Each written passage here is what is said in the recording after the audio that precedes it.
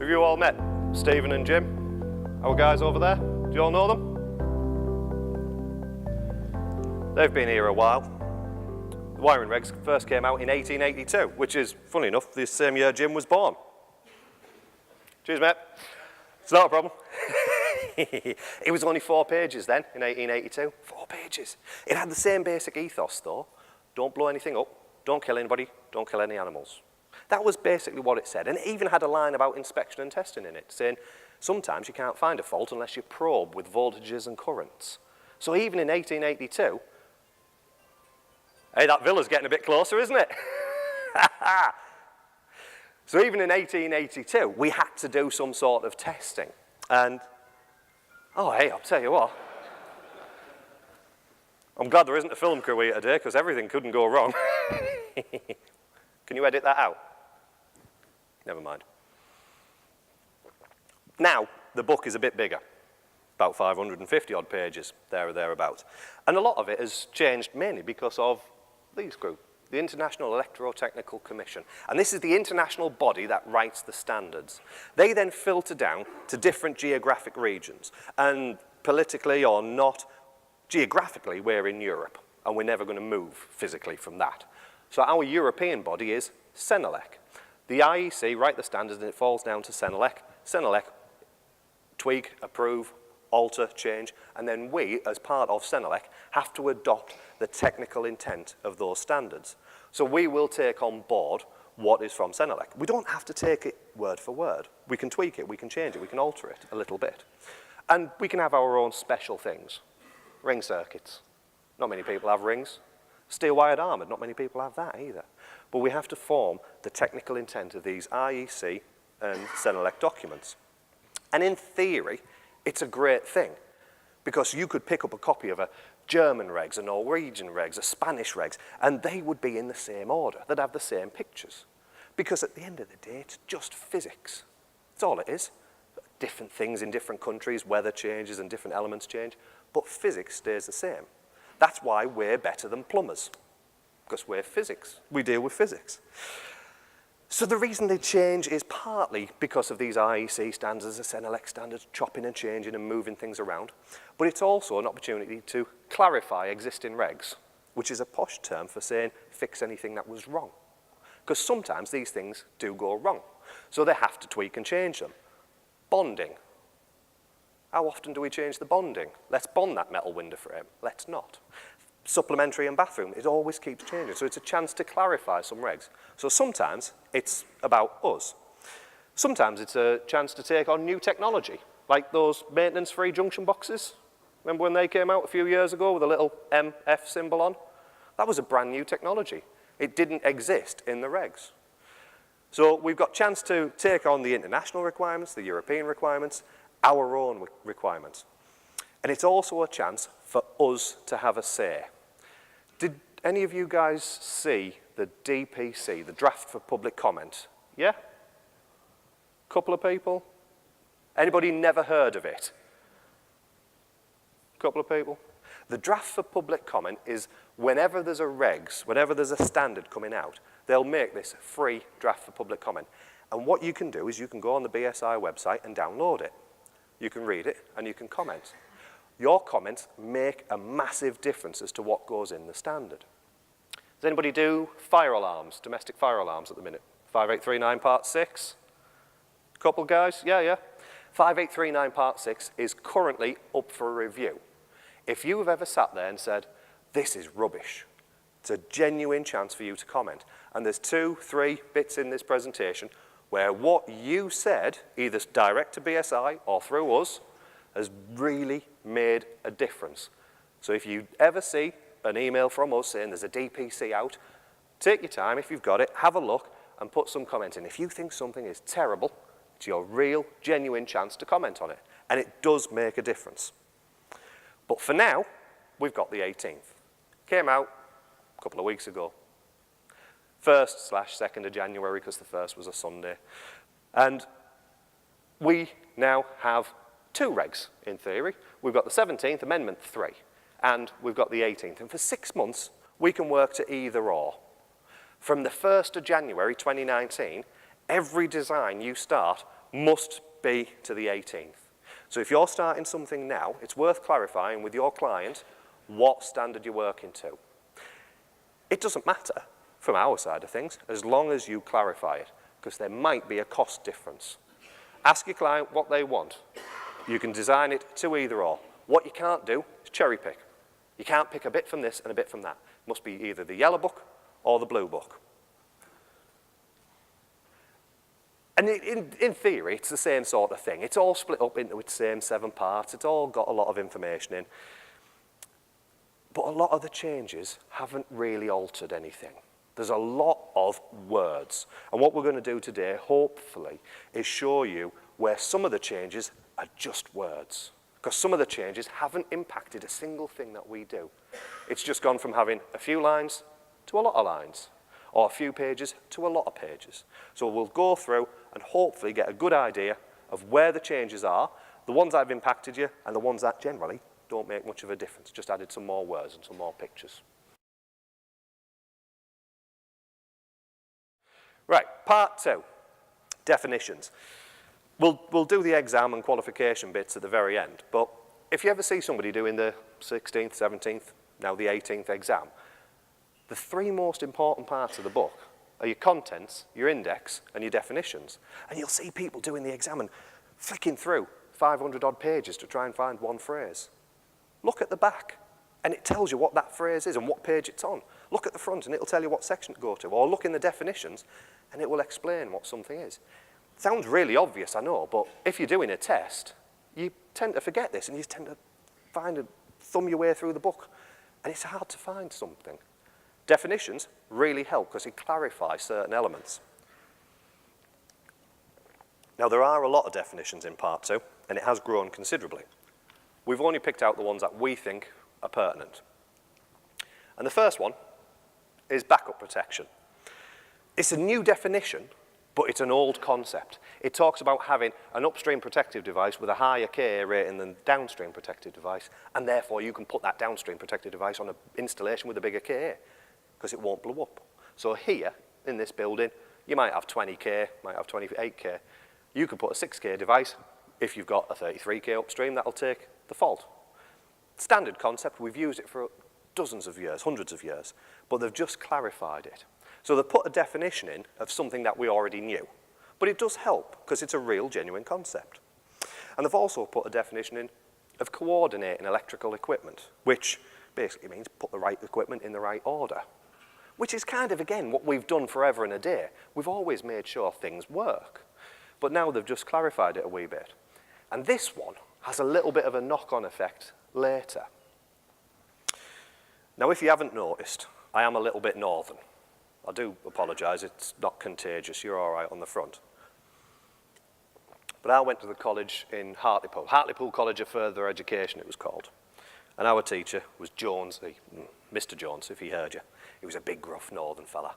And he said, whenever you fill out an installation certificate, it should be perfect. Your installation should be electrically perfect. Tick, tick, tick on all the boxes. And everything should be pristine. You should not depart from the regs at all. Wasn't strictly true. I am allowed to depart from the regs. We always have been allowed. On the certificate, there's a box that says departures from the regs, and it has a reg 120. But it's never really clarified it. So now they've put a definition in of what a departure is. And it's a consideration where you've sat down and made a deliberate decision not to fully comply with the regs, provided it's no less safe. It's not a Friday get out of jail technique. It is not a way of, I can't really get that done. It is a deliberate decision the designer makes to not fully comply with the regs. Because at the end of the day, the regs isn't the law. It's a good, very good guide. The electricity at work regs is the law. The wiring regs, if you follow it, is likely to achieve compliance with the electricity at work regs. So you know I mentioned those maintenance-free junction boxes at the start?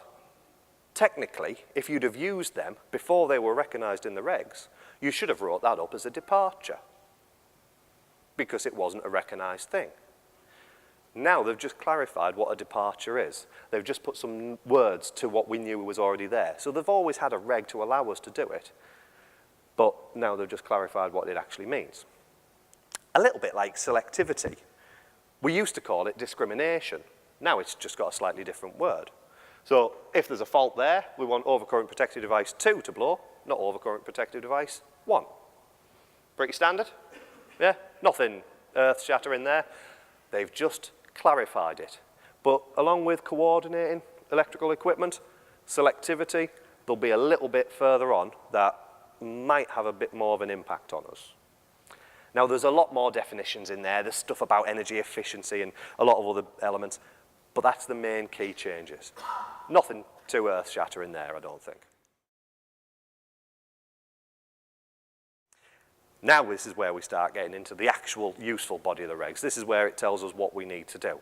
And of course, we need to change the bonding, don't we? Why not? It's been a while. Fortunately, they haven't changed it too much.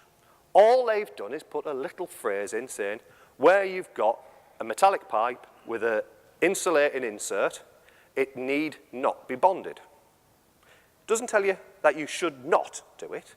It just says you need not. So if you've got a piece of metallic pipe coming in and there's an insulating insert and then it goes off, in likelihood it's not an extraneous part anymore.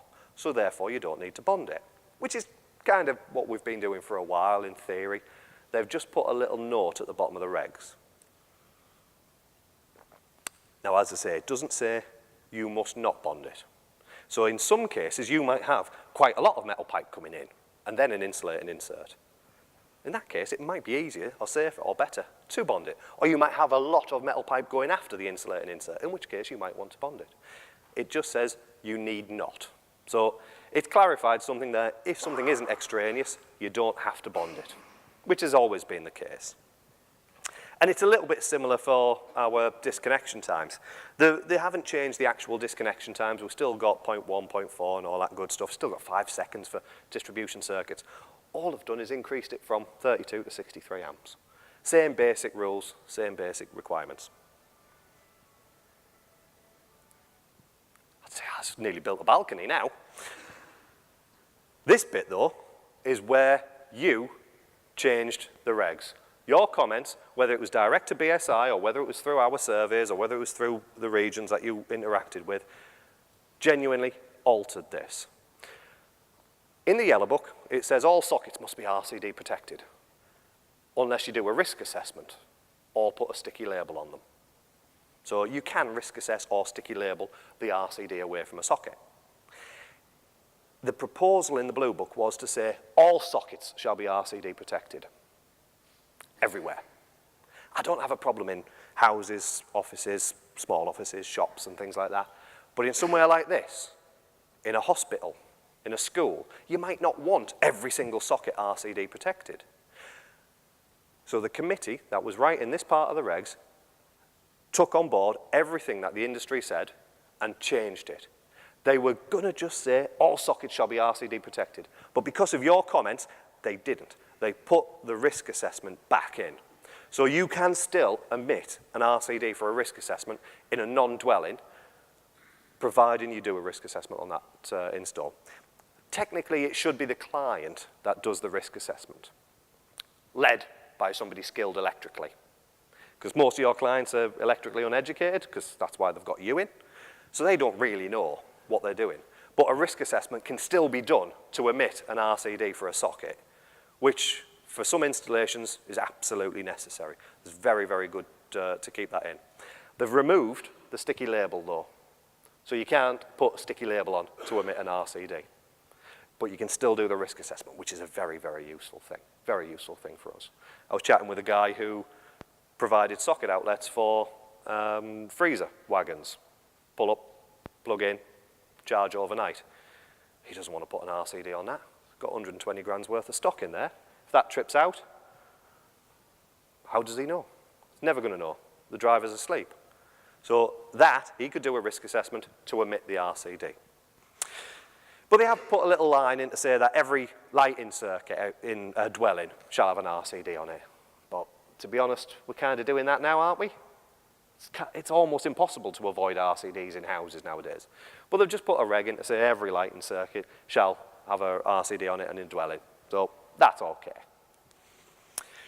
I don't want to go on about this one too much, but arc fault detection devices. Mark's going to come up later on for me and talk to you about what they are, how they physically work, how they arrange themselves in the board. But an arc fault detection device is effectively a very, very, very clever little microcomputer that sits in your board, sits with a breaker, and monitors the installation for arcs. And an arc is either a parallel or series. It's just a tiny, tiny little spark. Not enough to blow a fuse or take a breaker out, but just enough to maybe just start a fire. And an arc fault detection device will sit there and monitor that installation for them. What the regs say is these devices are recommended. They do not say you must. They say they are recommended in several locations. One of the locations is sleeping accommodation. I stayed in a hotel last night. I slept there. Sort of. I'm guessing most of you stayed at home. Did you sleep there? Recommended in those areas. They are not mandatory. They are recommendation. And they will talk, Mark will show you all the locations where they're also recommended as well, and areas of historical significance and the likes. But they are purely just a recommendation. Now, they can't work on their own. Sometimes you can get them combined with devices, but at the moment, in most cases, they have to sit with a circuit breaker. So if you wanted to, you could have a main switch, an RCD, an MCB, an AFDD for one circuit, and an RCD, an MCB, and an AFDD, an RCD, and put an SPD in as well, surge protection, put that one in there. So soon your board's going to be about that big, which does have a positive effect because it means you can get all the stickers on as well. That's the best joke I've got all day. Sorry about that. So Mark's going to come up and talk to you about AFDDs. The one thing that you can take away with you today is just some information. That's all you need to take away. Mark will tell you all about how they work, how they are, and how they look, and how they fit. It is a recommendation between you and your client to see whether or not they are needed. Now, on that, most of you at the start said you'd heard of them or you're aware of them. Just as a show of hands, do you feel that AFDDs are a useful addition in the UK? Yes? No. Okay. Don't know, not sure, not made your mind up. That's a good one, I like that. Like I say, we'll give you some information today. So hopefully those people on that third question who didn't know will give you all the information, then you can make your mind up as to whether they are useful or not. And then you can take that away and discuss it with, discuss it with your clients. Cables and fire. Look at that, it's moving. Cables, escape routes have changed a wee bit. We used to have these things called the BD locations, BD 2, 3, and 4. So how easy it is and how many people are getting out. So the higher the rating, the more difficult it was. They've now been dropped. So they just talk about escape routes and those sort of areas in general. But they have put a note in about a thing called CPR. Has anybody heard of CPR? I don't mean that. It's not that. It's called Construction Product Regulations. And what it really means for us is LSF cable. That's a phrase around here, yeah? There's different phrases throughout the country we've heard. LSF cable, low smoke and fume. There isn't actually a standard for LSF. It's very hard to pin it down. So one manufacturer might make LSF slightly different from another manufacturer. The Construction Product Regulations is a really, really good thing in principle, and it gives a cable a grade from A through to F, all about its fire reaction, how it reacts to fire.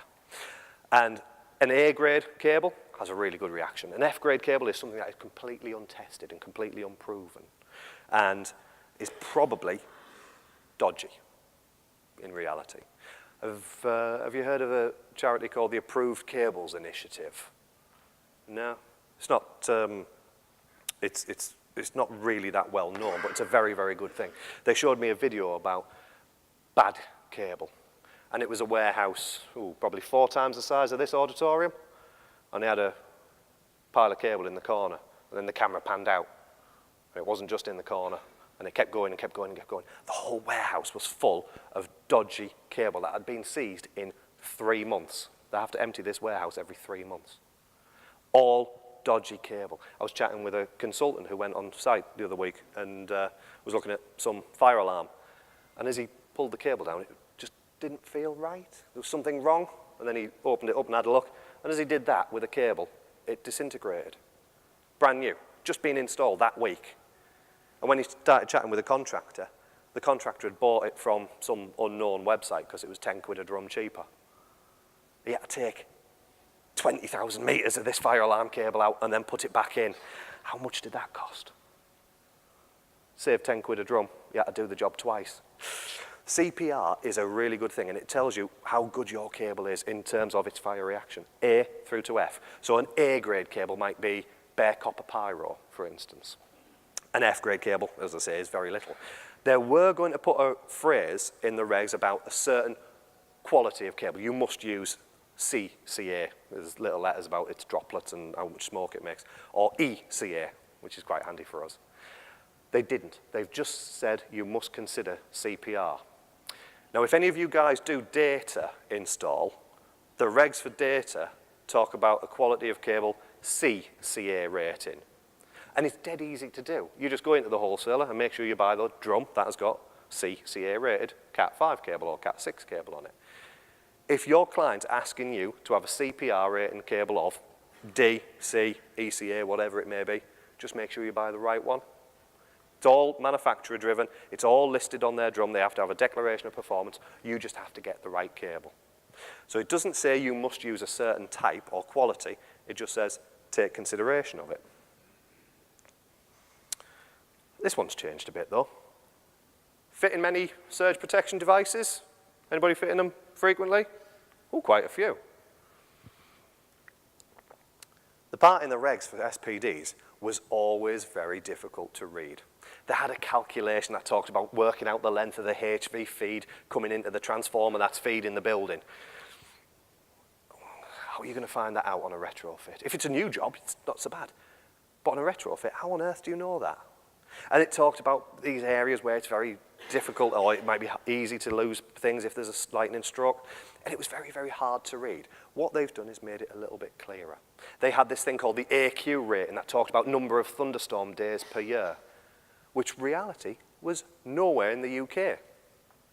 So you look at the AQ, nowhere in the UK, we don't need SPDs.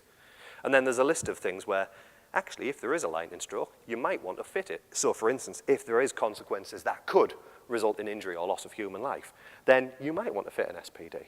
Or if there's disruption to services or commercial or industrial activity, or if there's disruption to large blocks of flats.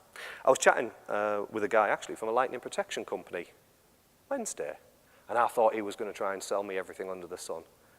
But bless him, he was really honest and said, even in a hospital, if there's a strike, a lightning strike on it, it's probably got an LPS, and it's probably going to divert somewhere else. It probably isn't going to damage anybody's life. It might take out something, but there's always a backup supply. So in reality, do you even need them in a hospital? And he was working for a lightning protection and surge protection company, which I thought was very honest of him. But what they've done in the regs is clarified it. They've made it easier. And they've even took that horrible calculation with the length of HV cable and took it out and redone it and made it a bit simpler. But we've been doing this for 2 weeks now, I've not met anybody who sits here and thinks, I love doing long and complicated calculations. Not one person.